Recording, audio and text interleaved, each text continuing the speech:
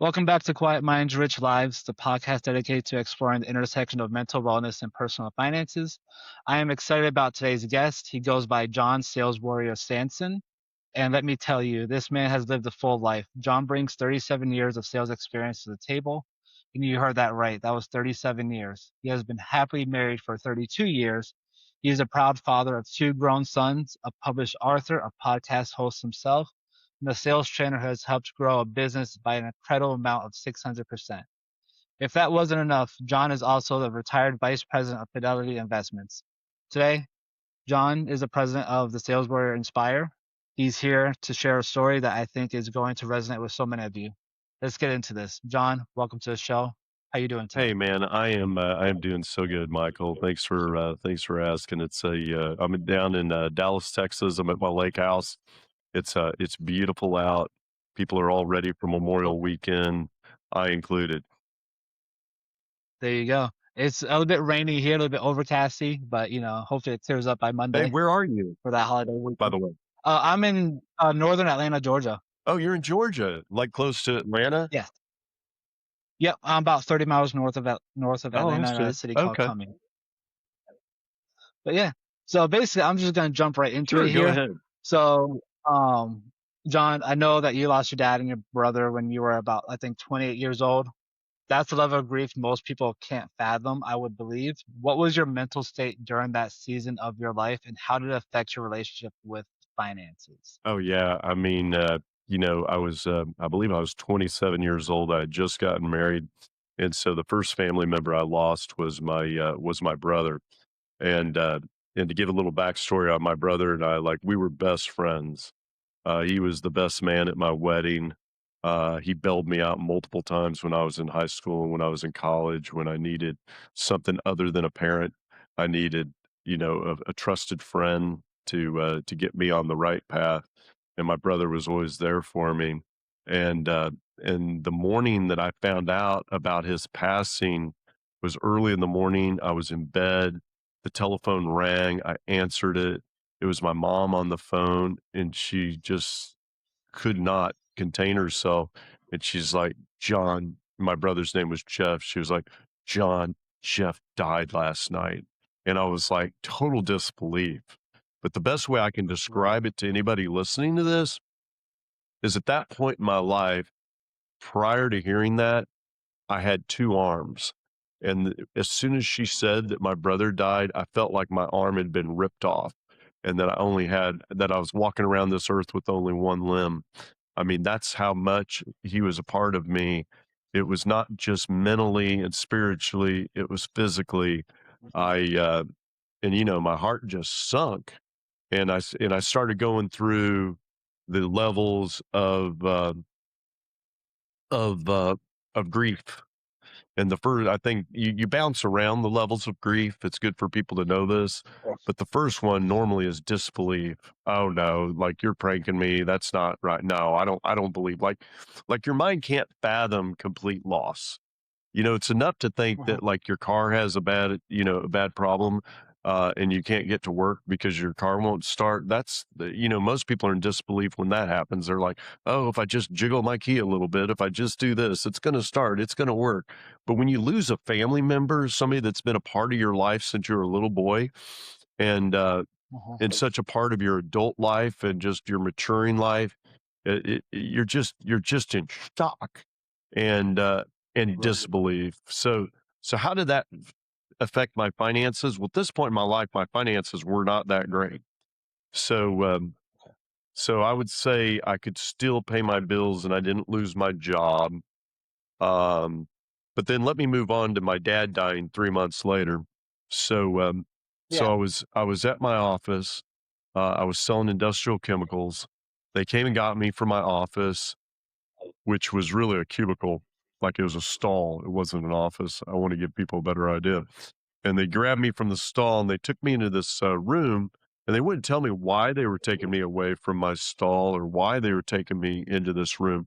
And so as a salesperson, I thought something had happened with a customer. Customer called to complain. They were going to chew me out about it. I didn't know.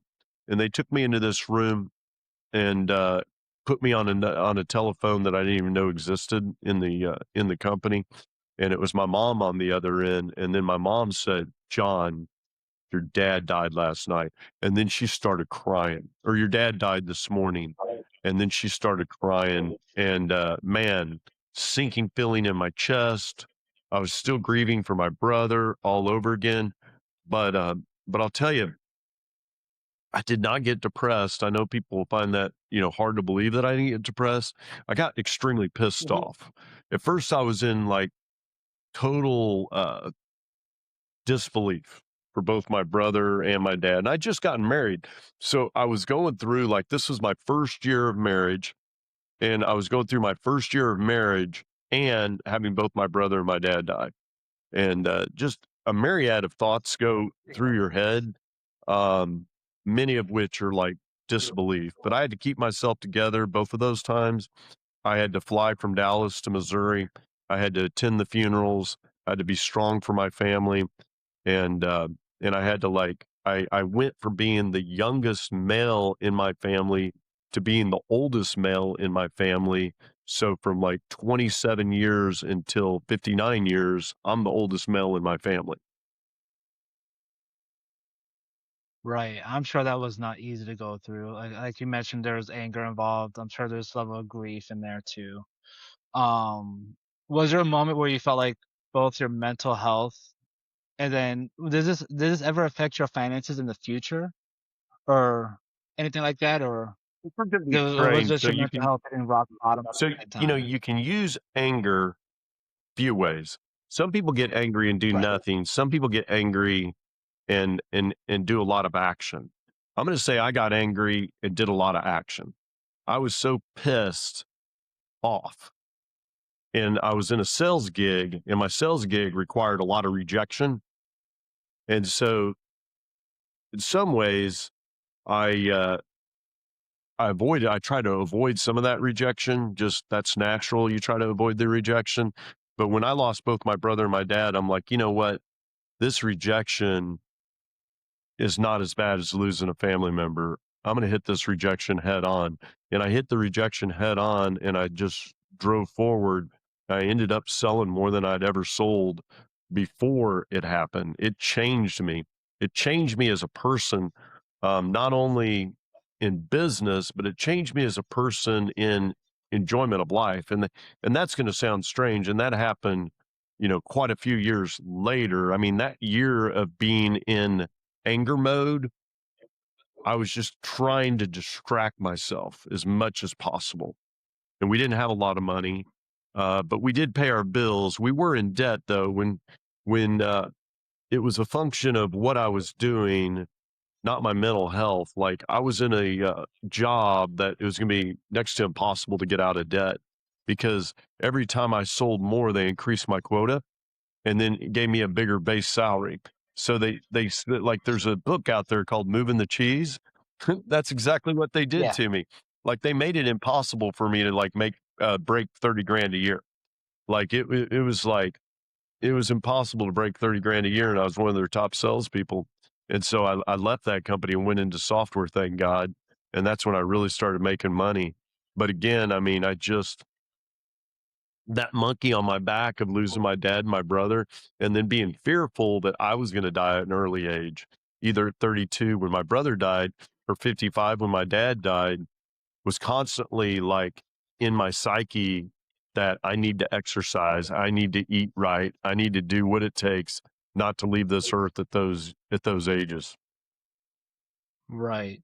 And I love how you mentioned anger as like a tool because some people see anger as like something that could be negative, and of course it can be negative. But in this circumstances, you use it as like a positive thing, Yeah, I if had to that make a makes sense. living. My wife was in school as a teacher, and she wasn't making any money. And so, I was Right. putting her through school our 1st year of marriage, and so I was the Mhm. sole earner, and we were in debt, and so, man, I was just trying to find a way to make money, like, I was constantly thinking about that.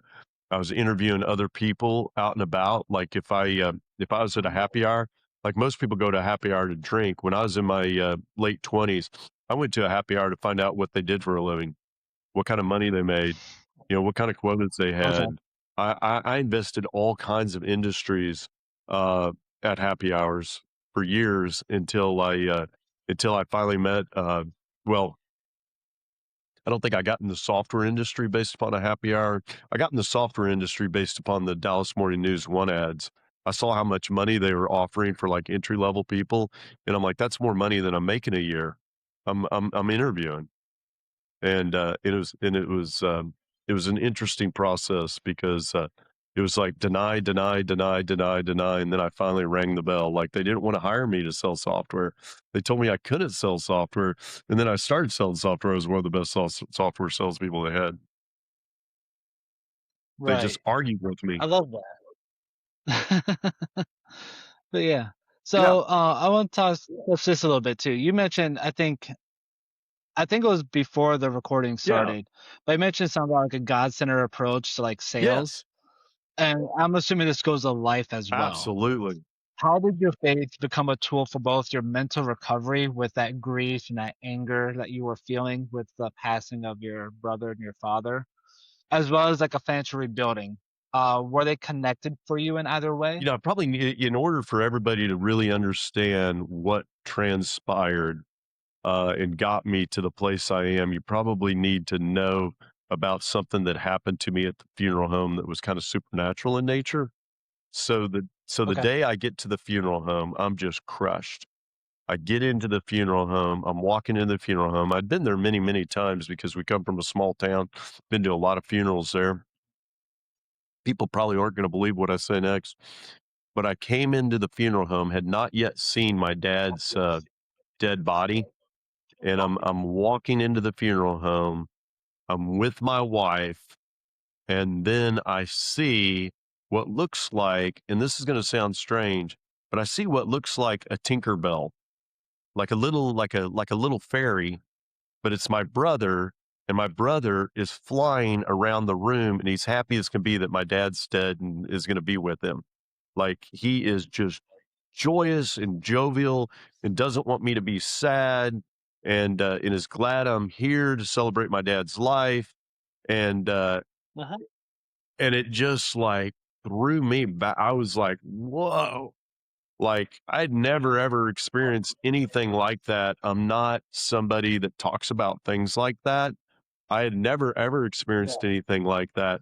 And that gave me so much peace and calm to experience that, that when I went in and I saw my dad, yes, I was sad, but then I thought about it from my brother's side because my dad and my brother were business partners, and now they get to spend Uh-huh. eternity with each other. And it was pretty amazing. And that's when, after my brother died and I experienced that supernatural situation, that's when I really started kind of being on the journey of, how can this be good? Like when people hear Right. about it, it's like you got to ask yourself a question. Like it's happened, it's irreversible. I'm not going to bring him back to life. Uh-huh. How can I live in this situation, and how can this be good? And so I would think of things like, well, who could be my father figure now that I don't have a father figure? uh, who could be my brother now that I don't have a brother? And so I was like constantly in search of who could fill the gap. Was it going to be my uncle for my dad? And my uncle did step in, God love him, and in some respects he was my father figure and been great with my kids and everything. And some of my cousins have been like my brother figure because life takes on a new meaning. Like when you lose your nuclear family, that really changes you. Uh, It it does. it definitely changes you. I hope I helped answer. I know I went on a tangent, but I wanted to make sure people heard that because it's supernatural in nature, and really to understand my story, you had to have heard that. Oh, you asked about Yeah. how did I use God centered principles in my life? Well, early on, even before my dad had passed away, I was doing Bible training. I was taking Bible Okay. courses. I wasn't making a lot of money, so I was building up my spiritual mind. in order to, Mhm. build up my, financial situation, and I was really leaning into scripture and things like that.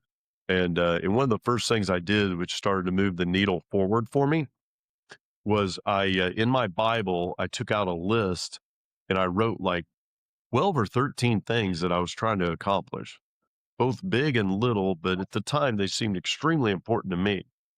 And one of them is gonna be Right. really strange. Like, I think the first one was, I wanted to have a good job with upward mobility at, like, a Fortune 500 company. That was one of them. I had that written down before I got a decent job at a Fortune 500 company with a little bit of upward mobility. And then, like, under there, I had, wanna get married, and I don't think I said I wanted to have kids because I was not in that mindset yet. I was like, but I did know I wanted to get married. I wanted to have a house. I uh, I wanted to, and this is going to sound really strange, but it will really drive home this next story.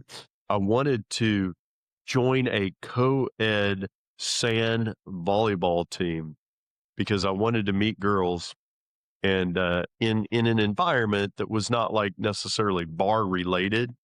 And Right. and then the things just started happening like um and where this comes from, there's scripture that says, without a vision, my people perish. And an idle mind is the devil's workshop. And as a man That is thinketh, very so is he. So it's not enough just to write down your vision, which is exactly what I did. But you Mhm. also have to look at your vision. Like I teach that. Like it's not enough to sorry about that. It's not enough to like write your goals down. um, you you got to look at your goals, and because something Mhm. magical happens. For one, your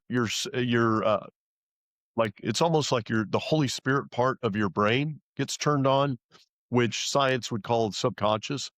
But the Mhm. subconscious starts doing things and putting you in situations where you can achieve your goals. And sometimes it goes against the logical mind, and you have to go with it, because if you truly believe that like you're moving in the spirit, that's where all the blessings are, is moving in the spirit. Mhm. When you move against the spirit, that's where all the bad things happen. The The turmoil, yeah, the all that stuff. condemnation, the lies that, the dark side tells you that, like, if one drink is good, 20 drinks is better. No, that's incorrect. Everything in Yeah. moderation. Um, you Mhm. know, uh, Having a bunch of stuff will make you happy. That's incorrect.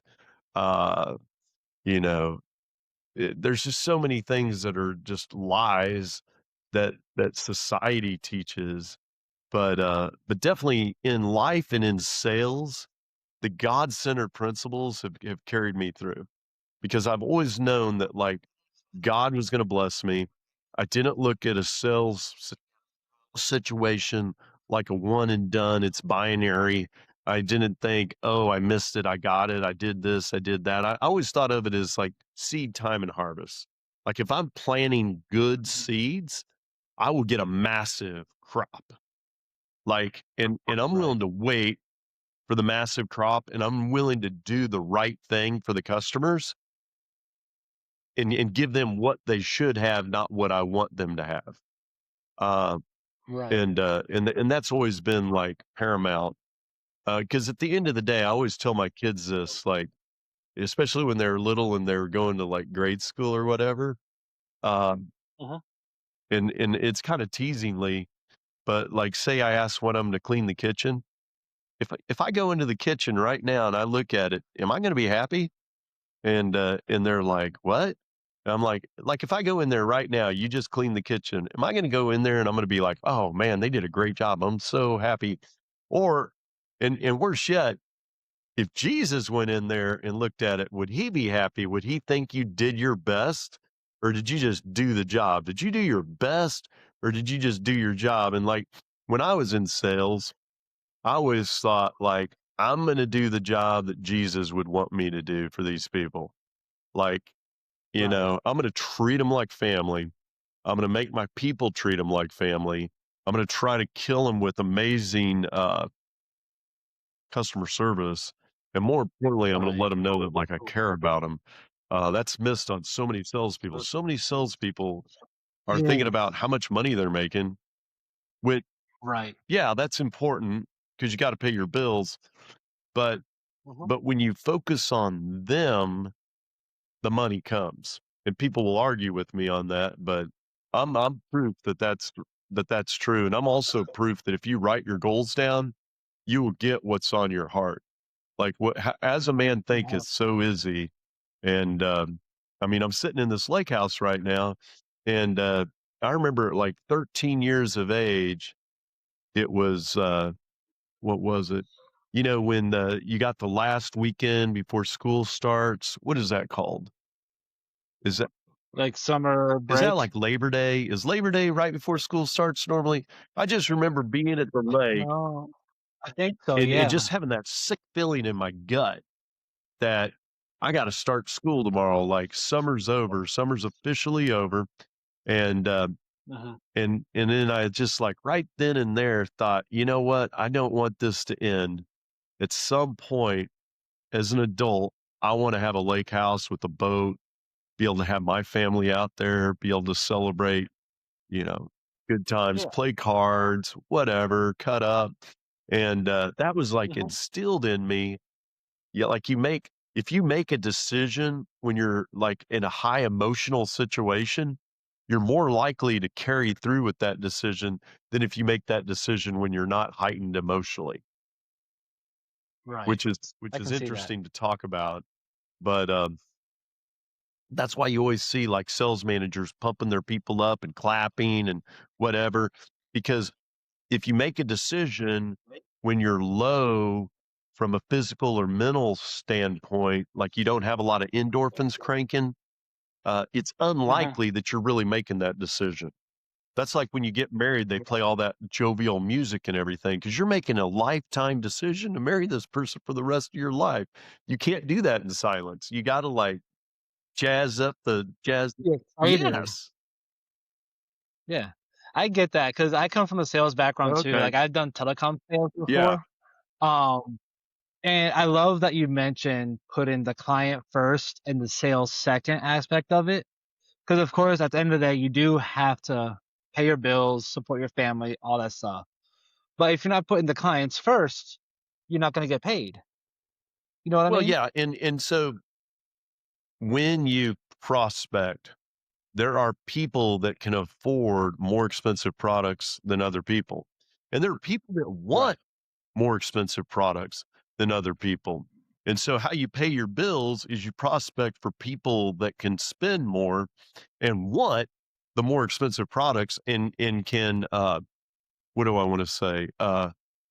They can receive the benefits of the more expensive products and they're used to paying more because they want these type of benefits. Like some people are willing to pay more for a better, a better product. It's like Uber. Like there's a very, very cheap Uber. Mhm. There's an Uber where you can wait.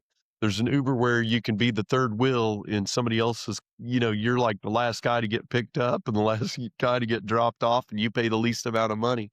And then there's like Uber Black where like you're basically in a limousine and you pay a lot more for Like it's that, first class. but sometimes people want that and Mhm. and uh and that's how you do it. Like you give people what they want at the level that they want it at, and but you don't but you don't give somebody something they don't need. And Correct. that's the key. But God-centered principles will take us very far in this life because God made it so simple. Like, write down your goals. Look at your goals. Have a purpose. Um, pray about your goals. Um, Mhm. and then go and do. Like, get out there. Cause like when I found my wife, I was praying for a wife, but I was dating. Like I was dating like sometimes 3 and 4 times a week, which is hard. Like people are Mhm. like, how did you have that many dates? It's because I had a lot of girlfriends and my girlfriends would get me to date their friends, Right. cause then you're being referred and it's a much better situation than just like getting a phone number at a bar. Yep. That phone number might not even beats that person. What's that? That phone number might not even beats that Oh, yeah. individual, that Yeah, person. exactly. That's pretty You know what I mean? scary, So like, it's you're just a like woman and you're giving out your phone number, and worse yet, don't give exactly. out your address. Yeah, there's nothing good about Yeah, that. Uh, but but there's yeah, that. you're exactly correct. But yeah, being referred to, and, but that's like as I was doing that, as I was, like, dating a bunch of girls, I met my wife. And this is kind of Uh-huh. an interesting story. I think I've said it on a few podcasts, but so her and I were, we didn't know each other. And, I had, paid money to go to a singles Christian dance. And back then, this was a lot of Yeah. money for me. It's like $25. It included like drinks and food and snacks or whatever. And I was like, okay. And I think they had a band. And so it was like $25. Then my buddy calls me up. His name's Rick. He's like, hey, we're going to go to this Missouri SMU, no, Missouri Baylor football game. And I'm like, "No, dude, I can't, because that's Friday night, and Friday night, I'm going to the singles dance, and I already got my ticket, and I can't get my money back." He's like, "No," he's like, "I bought you a ticket to this football game, and you're coming with me."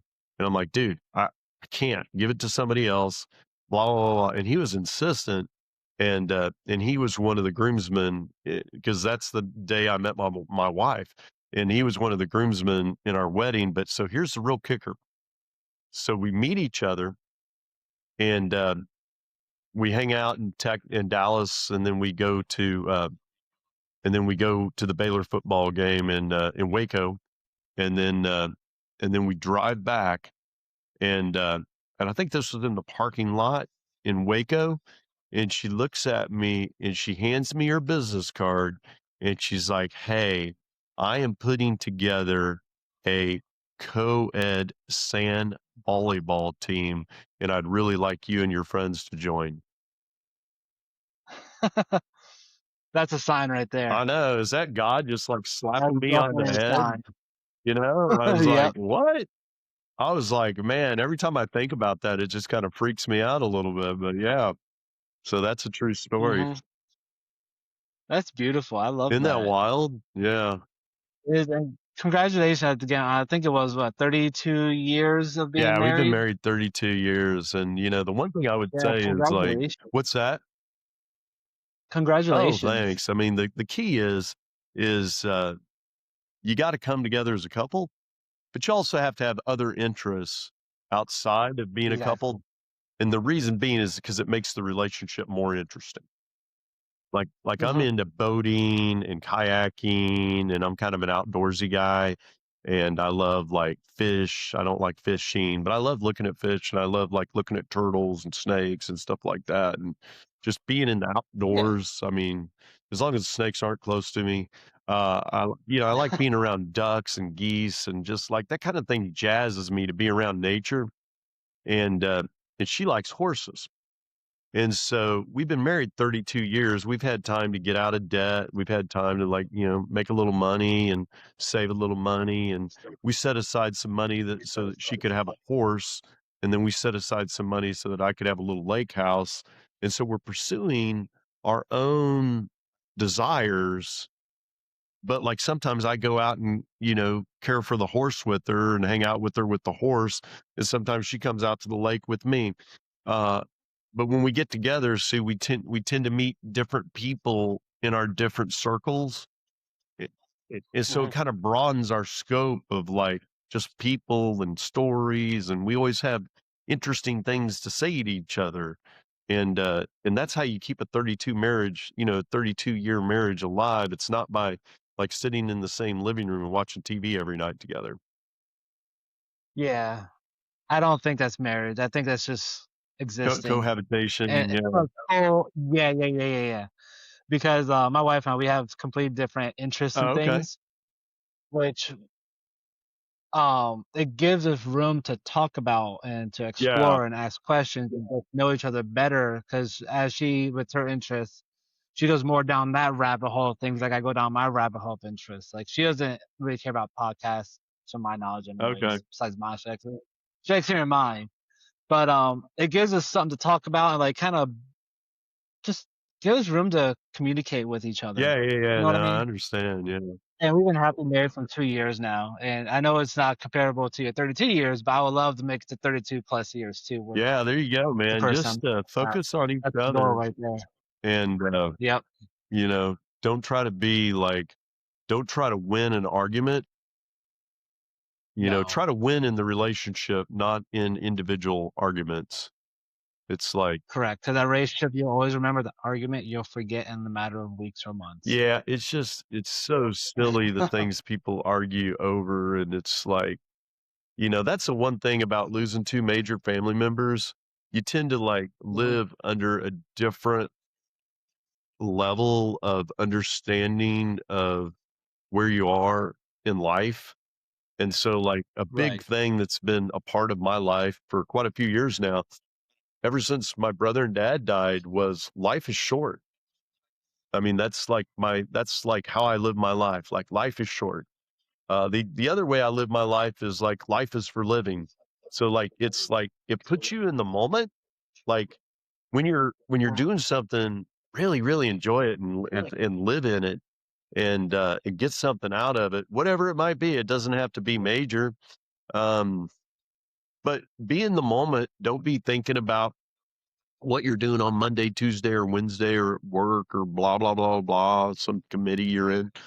Be there in the moment with the people that are important to you because life is short. You don't know how long you have with them. Something else that's kind of wild, Michael, is I think a life is like a football game, and Okay. uh, and I don't know. I played football, and in like right now, I feel like I'm in the latter part of third quarter, heading into fourth quarter, and there are Hmm. people out there that are in like first quarter, second quarter, but how you live like the latter half of third quarter, going into fourth quarter, should be different than how you live first quarter and second quarter because you have I can see that. what's that? Go ahead. I can see that. I was just gonna say because I've seen the first and second quarter, you have a lot of energy. Life is, fruitful, all that stuff. Whereas the third and fourth quarter, it starts tiring might be the wrong word choice, but it's just like it starts to slow down a little bit. It's just kind of like you're being aware of what's going on around you instead of what's in front of you. Yeah, it's like the friends that you made 20, 30 years ago that you haven't seen in 20 Mhm. or 30 years. Now's the time to go see them. When else are you going to go see them? Like, now's the time to Right. make time for family, extended family, and now's the Mhm. time to try to do stuff for other people too. Like, when else are you gonna do it? Like, I think one of the worst things in the world is to be so focused on attainment that you, and then too, like, it's it's it's, uh, it's a double-edged sword, really, because, people are so focused on attainment but then they're not happy with the attainment that they've achieved. So they get to a certain level of attainment, and I use this in my book and some of my training. And so, like, you're on top of a mountain, and instead of being happy and so happy that like you got on top of this mountain, what do you do instead? You look Mhm. up, and there's a guy 3 feet a little higher on that mountain, and you're like, "Wow, I should be him." And you get absolutely no joy out of how far you've climbed Um, up the mountain. Like, you've climbed up a mountain, 7 years of just, being free of your situation and making all mhm. those big life changes, and the worst thing you can do is compare yourself to somebody else because you should only compare yourself to yourself, uh, because Correct. that's the only 'Cause that fair thing to do. Yeah, because you mentioned, like, someone 3 feet in front of you, and you're wondering what that view must look like, whereas you might have the best view Yeah, it's like you're at the of where restaurant you're and you at feel like you currently. ordered the wrong thing. You're Mhm. sitting there and at first you're like, "Wow, I really like what I got." But then you look over your shoulder and you look at somebody else's plate and it's like, "Wow, that looks a little bit better." But then you're not able to enjoy what you got, even though what you got. Correct. Might be just what you need at that moment. Yeah, and yeah, exactly. And it might be perfect for you. And you don't even know looking at their plate, it might be amazing, but it also might be the diabetic plate, and it could be the most Yep. tasteless, amazing looking food you've ever seen in your entire life. And you got the full on cholesterol boosted, salted Yep. from the chef in your face. We're not worried about your health Mhm. plate. And you're sitting there saying you want the other one, or vice versa. But the key is Yeah, comparison is the thief of joy. of course. So I know we're getting a little bit pressed on Yeah, yeah, time. no worries. So one last question for you. Yeah, This relates back to your 28-year-old self. yeah. What would you tell yourself? What would you tell your 28-year-old self as what you know today Oh, okay. to try and help them or help yourself to make it a little bit easier Oh, to make it easier to get to to where I am today? yes. Yes. Yeah, I would say, lean into your faith and, uh, Okay. and build yourself up. And, uh, and I believe in you. Like, if I could sit there and look at my 27-year-old self, I'd say, "Hey, John, build lean into your faith. Look look up at God, don't look down at your shoes, and, Wow. lean into your faith and, uh,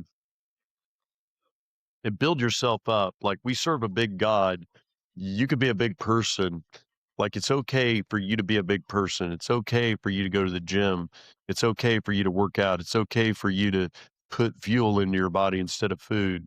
It's okay for you Mhm. to try to be the very best, biggest person you can possibly be. It's okay for you to read 14 books a year. It's okay for you to increase your vocabulary. All these things are okay. There's nothing wrong with you becoming a bigger, better person. In fact, God would probably want you to be a bigger, better person. And then, and then too, at some point along the way, relationships are the most important part of your path. I mean, Like relationships are the most important part of your path because you can be all locked into God and you can be this bigger, better person. But if you have no relationships, it's a very empty existence.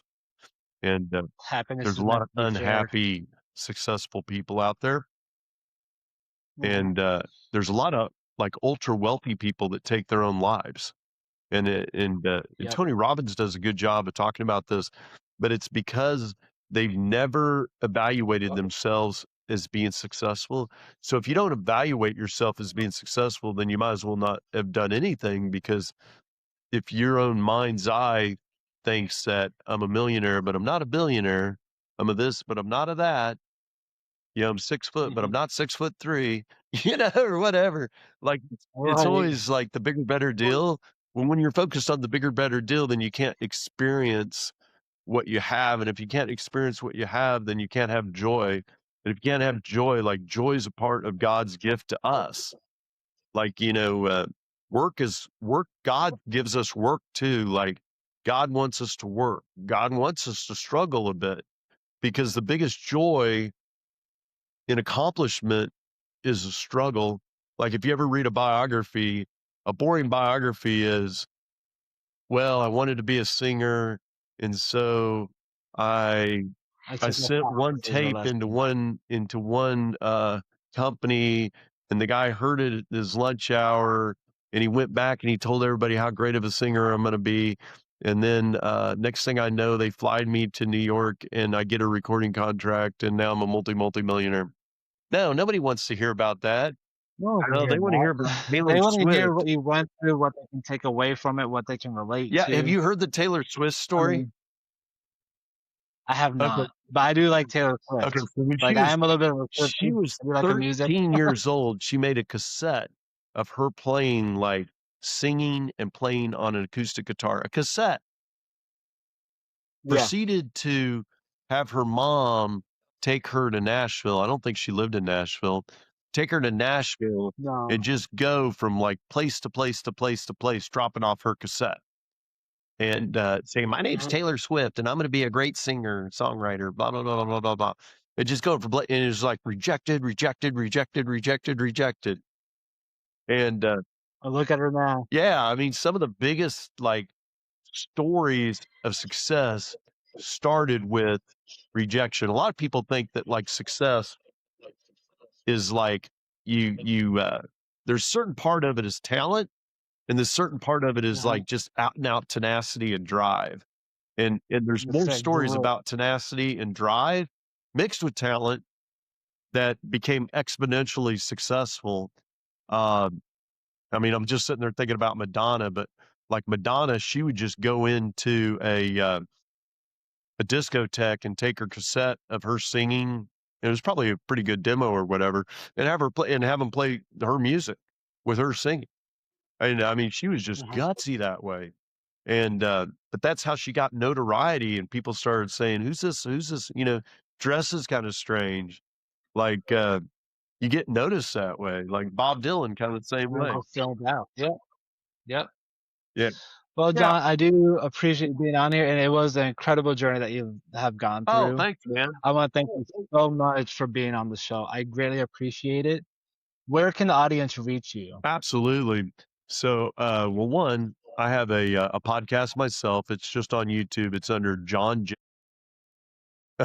And then, Okay. lastly, uh, they can get my course, which is a 50-hour digital course. It's $300, 299, and they get that from saleswarriorinspire.com. It comes with 3 extras, and it comes with the free book if you hit me up on that. Okay. That sounds great. I will leave that all in the description below on this podcast, as well as if anything John has shared today has spoke with you, please reach out. As always, thank you so much for spending time with us here on Quiet Minds, Rich Lives. If this episode moved you, please subscribe, leave a review, share with someone who needs to hear it. Until next time, quiet your mind and go build yourself a rich life. Take care, everyone. John, it was great having you on here. Oh, absolutely.